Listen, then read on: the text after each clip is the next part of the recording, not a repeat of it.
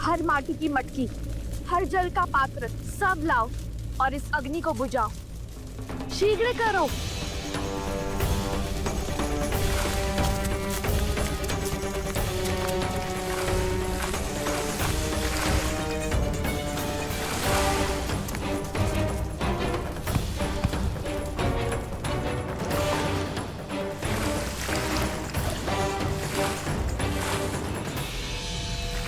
सब पंक्ति बनाओ, शीघ्र करो और यहाँ आओ।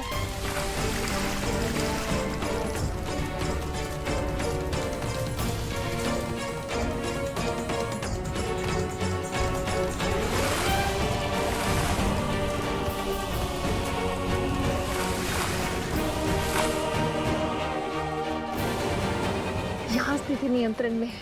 आप सभी वहां जाइए, वहां सहायता कीजिए। अरे ये क्या हो रहा है? पर हमने अभी तो इसे बुझाई थी। ये अग्नि तो बहुत तीव्र हो रही है। इतना जल डालने पर अग्नि बुझ क्यों नहीं रही है? विचार विमर्श का समय नहीं है गुरु माँ। चलिए सब लोग जल डालिए। मायावी अग्नि है सीता, इसे बुझाने का सामर्थ्य नहीं है तुम में। मैं जिस ओर चाहूं उस ओर इन आग की लपटों को घुमा सकता हूं। यह अग्नि तो बुझने का नाम ही नहीं ले रही है। राम सिया राम सिया राम सिया राम, राम सिया राम सिया सिया राम।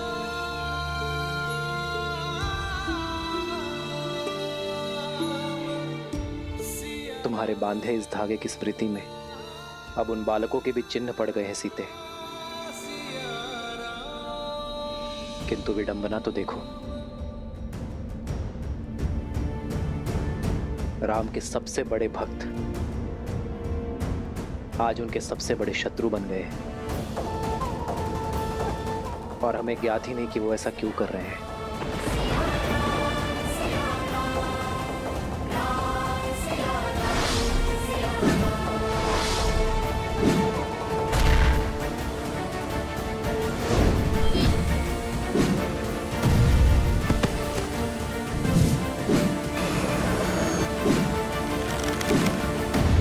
अब ये संघर्ष अनुचित मोड़ ले रहा है। रक्त रक्त का प्यासा हो उठा है। हे प्रभु, मैं कैसे रोकूं इस अनर्थ को? लव और कुश अयोध्यापति श्री राम के पुत्र हैं, किंतु संसार को ये सत्य बताने का समय अभी नहीं आया।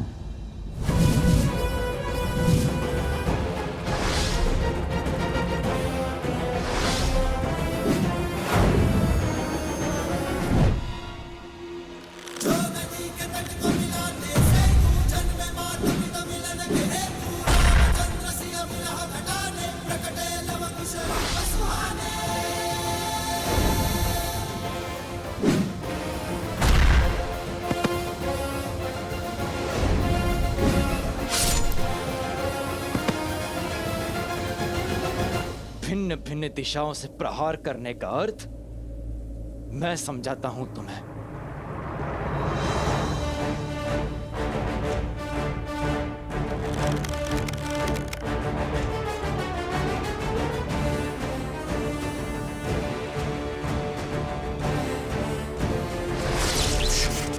गंधर्वस्त्र,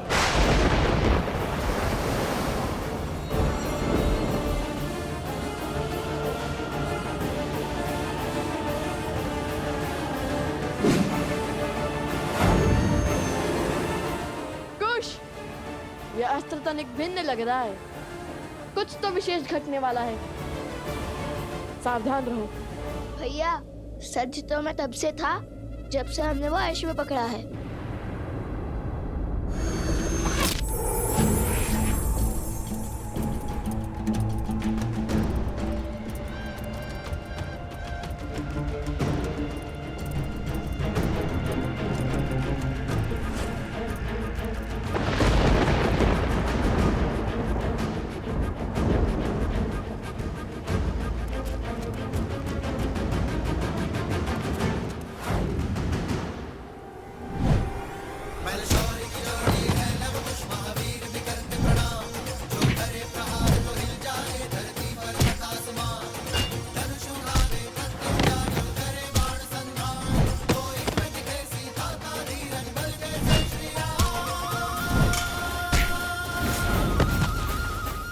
असंभव।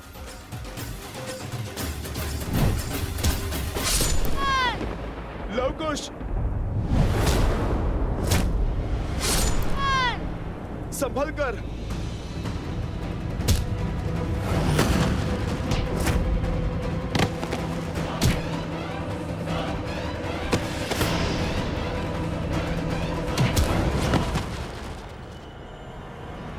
मैं राम भक्त हनुमान आपका बंधन स्वीकार करता हूं।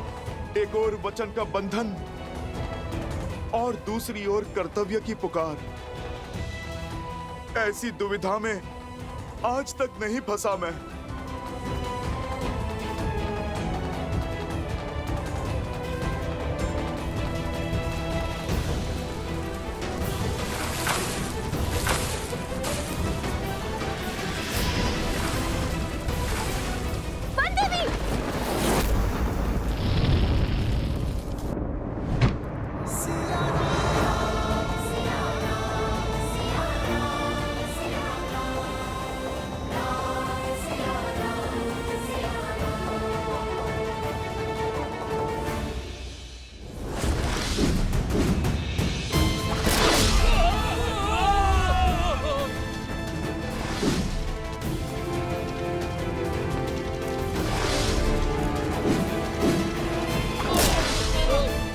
लवकुश को भला कौन हरा सकता है भैया?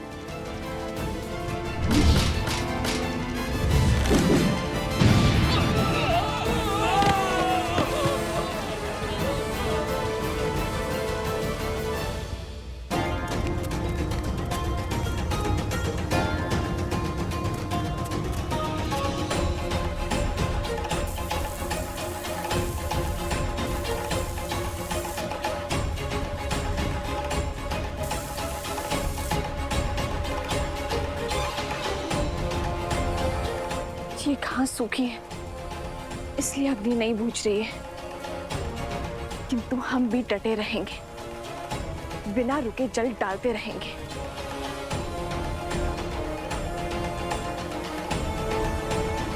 वो देवी!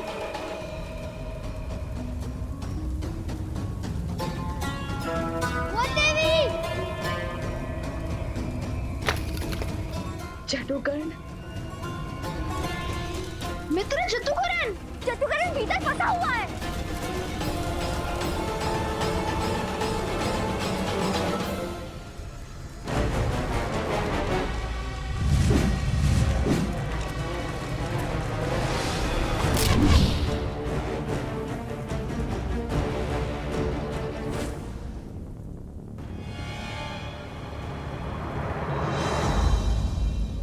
क्यों आप अपने प्राण संकट में डालते हैं? मैं आपसे अभी भी कह रहा हूं, कर दीजिए आत्मसमर्पण।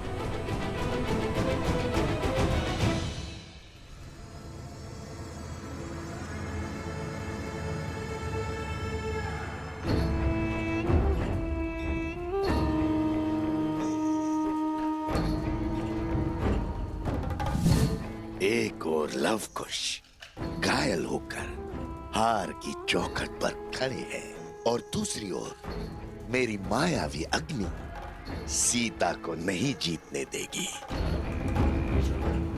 धर्मात्मा व्यक्ति का धर्म भी उसकी दुर्बलता बन जाता है। सीता को तो अवसर चाहिए, धर्म निभाने का, कर्तव्य पालन का। उसकी ममता आज उसे इस अग्नि में धकेल देगी और फिर होंगे लवकुश और सीता एक साथ। स्वाहा, मां और पुत्रों की चिता एक साथ सजेगी और उसकी अग्नि में भस्म होगा राम राज्य और स्वाहा होगी राम की सोच। कदापि नहीं हनुमान जी।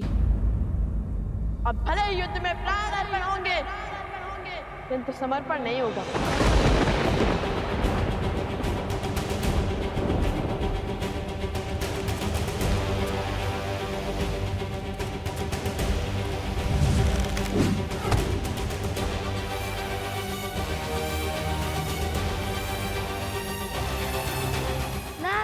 मरना सीखा है और ना रणभूमि छोड़ना।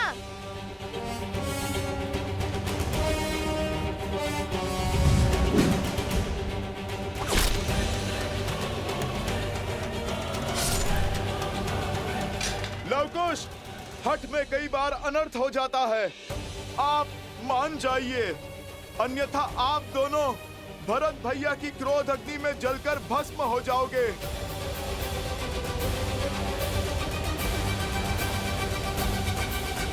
बस हनुमान जी, इन उदंडी बालकों को कुछ और भी समझाने की आवश्यकता नहीं है। समझने और समझाने की घड़ी बीत चुकी है। अब सिर्फ दंड का द्वंद्व होगा।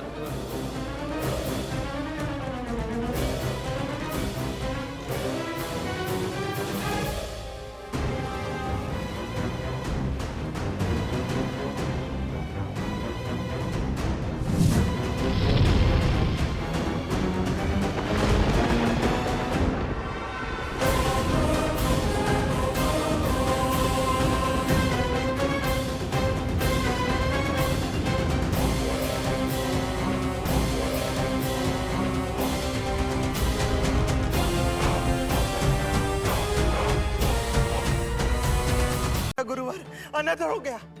वहाँ पीछे वन में मैंने देखा। धैर्य रखकर ठीक से बताओ।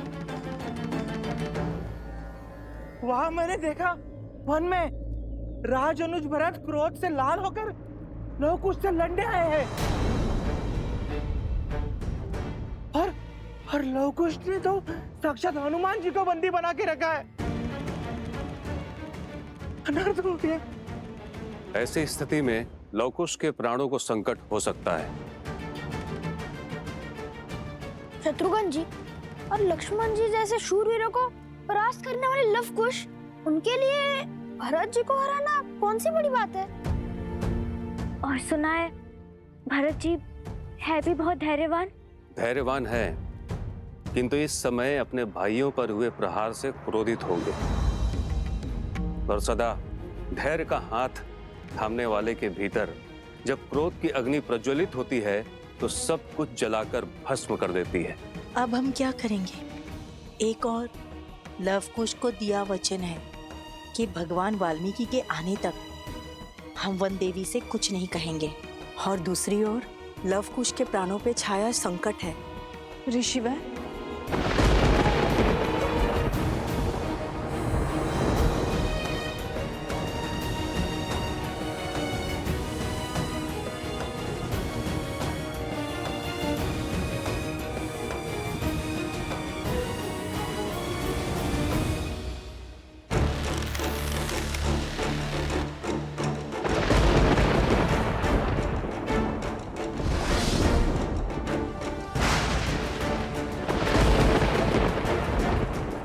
भैया भरत, आप रुक जाइए।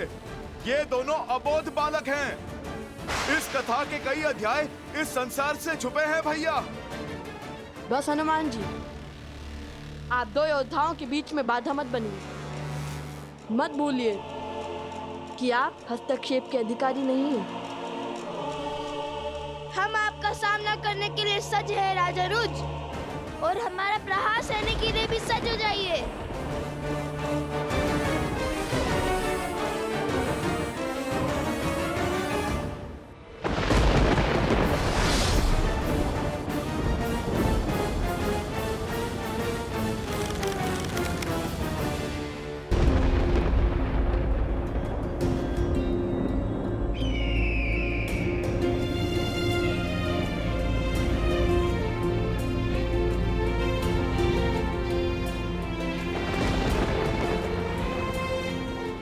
पक्षी उन मेघों से दूर भाग रहे हैं महाराज। यह शुभ शगुन नहीं है। शगुन अपशगुन केवल मन के विकार है आर्य सुनंत। इनमें नियति को बदलने का सामर्थ्य नहीं है। यदि चिंता है तो केवल अपने प्रजा के सुख की, अपने राज्य की और उसमें ला रही नियति के उपयोग की। धर्म का तेज हर अंधकार को मिटाने की शक्ति रखता है आर्य सुनंत, और वो शक्ति केवल धर्म का पालन करने से ही आती है।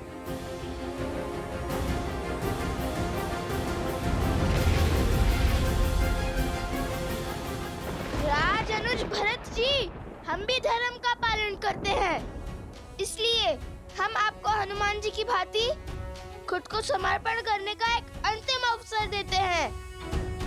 स्वीकार लीजिए, राम काज के सहायक बनिए। और यदि समर्पण नहीं किया तो तुम्हें लगता है कि तुम भरत को हरा पाओगे? हाँ, क्योंकि धर्म हमारे पक्ष में है। विजय तो हमें ही वरेगी। मैं तुम दोनों के समक्ष आ गया हूँ, इसलिए तुम दोनों भयभीत हो गए हो और इसीलिए तुम आग्रह को अवसर का नाम दे रहे हो। विनय न मानत जल्दी, जड़ी गए 3 दिन बीती।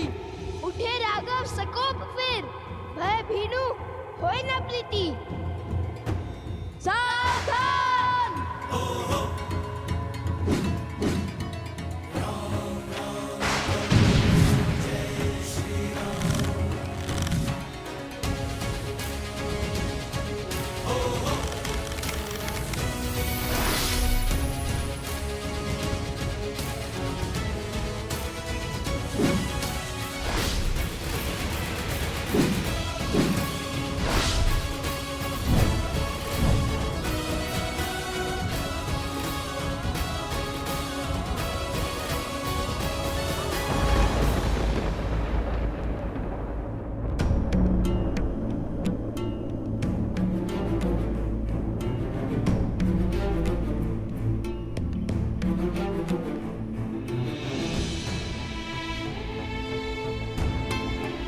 क्या हुआ?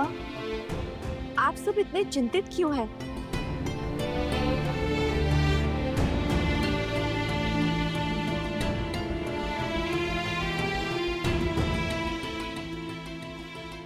गुरुवर, कुछ तो है जो मुझसे छुपाया जा रहा है। बताइए ना, मेरा मन बैठा जा रहा है।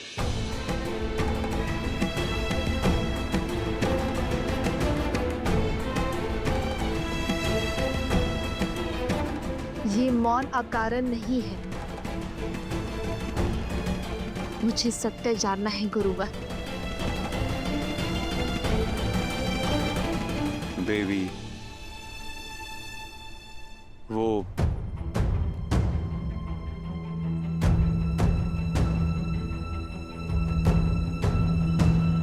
गुरुवर, गुरुवर, गुरुवर, वहाँ आश्रम के वहाँ अनाज के भंडार में अगली दहक गई।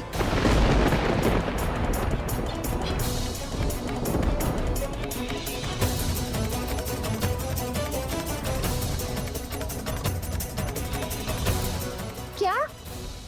अग्नि? वंदे, सुना आपने? हमें कुछ करना होगा। सब इसी क्षण जल पात्र लेकर अनाज भंडार की ओर चलिए। चलिए, शीघ्र कीजिए।